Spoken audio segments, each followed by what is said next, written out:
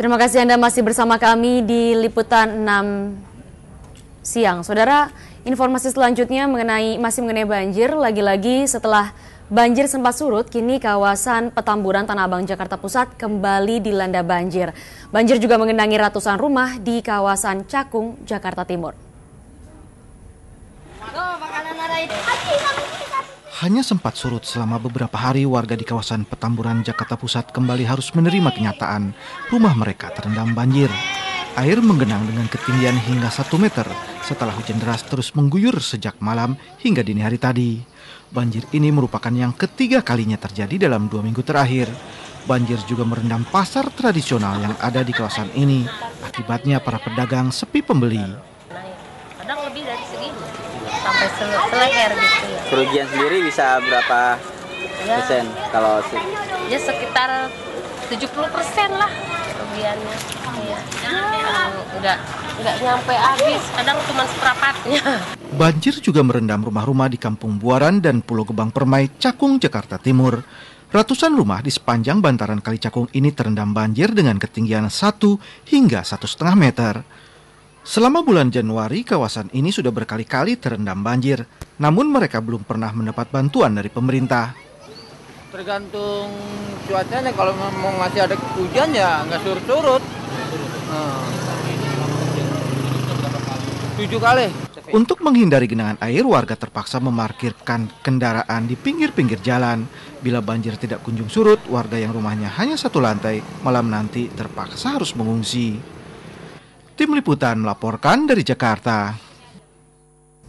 Ya, saudara, banjir juga melanda kawasan Jalan Es Parman, Jakarta Barat. Dan untuk mengetahui bagaimana persisnya banjir yang terjadi di Jalan Es Parman, Jakarta Barat, sudah ada rekan Rini Sutendi yang akan melaporkannya untuk Anda. Rini, silakan.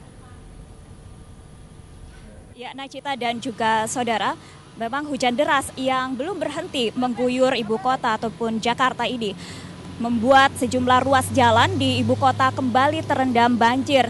Dan diantaranya adalah di tempat saya melaporkan di Jalan Es Parman, tepatnya di depan Citraland ini, banjir setinggi sekitar 60 cm. Di sini membuat ruas jalan tidak bisa dilewati oleh kendaraan baik itu roda 2 maupun juga roda 4.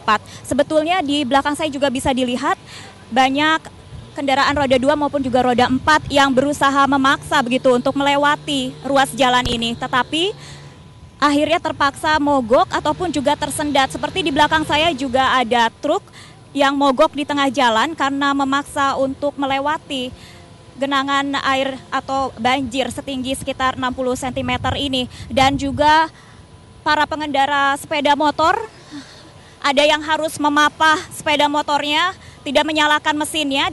Seperti di belakang saya akan berusaha untuk bertanya kepada salah satu pengendara motor ini. Ya, Pak, namanya siapa, Pak? Dino. Bapak bisa ke pinggir sebentar mungkin? Ya, Bapak ini kenapa terus memaksa untuk melewati jalan ini, Pak? Sudah tahu kan ini terendam. Ya, habis kemana-mana nggak bisa lewat, Mbak. Ya, kita kan dikejar-kejar waktu, juga dikejar kerjaan. Ini terpaksa dilewatin. Pak, mungkin ada unek-unek nih untuk pemerintah mengenai banjir yang belum juga bisa tertanggulangi di mana-mana banjir. Waduh, ya habis di mana-mana semua banjir, Mbak. Kita juga nggak bisa menyalahkan siapa-siapa karena memang udah waktunya banjir. Apa kepada pemerintah mungkin untuk bisa memperbaiki apa, Pak?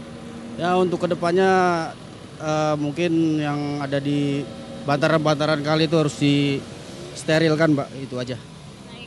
Bapak, ini Bapak kesulitan ataupun mungkin capek melewati banjir seperti ini, Pak, yang mungkin harus setiap hari? Kalau capek memang capek, Mbak, tapi ya memang kenyataannya seperti ini, mau gimana lagi. Baik, Bapak, terima kasih, selamat melanjutkan perjalanan.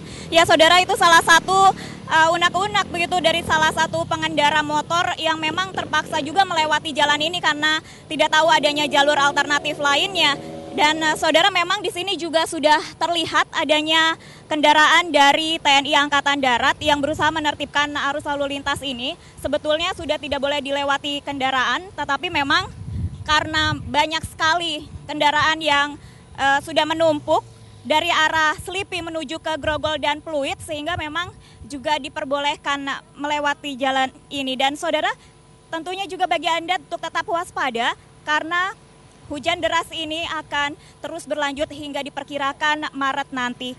Demikian yang dapat dilaporkan dari Jalan S. Parman, kembali ke studio.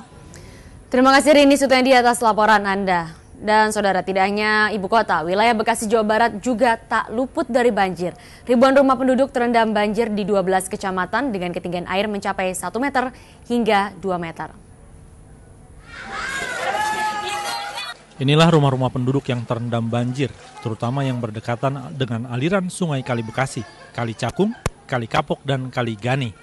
Banjir terjadi akibat kali yang tidak mampu menampung debit air yang tinggi berasal dari Bogor maupun curah hujan sejak malam hingga pagi hari tadi. Akibat banjir, sejumlah warga keluar rumah, ada pula yang membersihkan saluran air dan mengumpulkan mie untuk membuat dapur umum karena banjir masih tinggi. Sampai saat ini banjir belum juga surut. Bahkan untuk 12 kecamatan di Kota Bekasi terdapat 49 titik banjir. Sejumlah warga masih bertahan di rumahnya masing-masing karena pemerintah Kota Bekasi belum mengambil langkah untuk membuat posko banjir, terutama wilayah Kecamatan Medan Satria, Bekasi. Muhabar melaporkan dari Bekasi, Jawa Barat.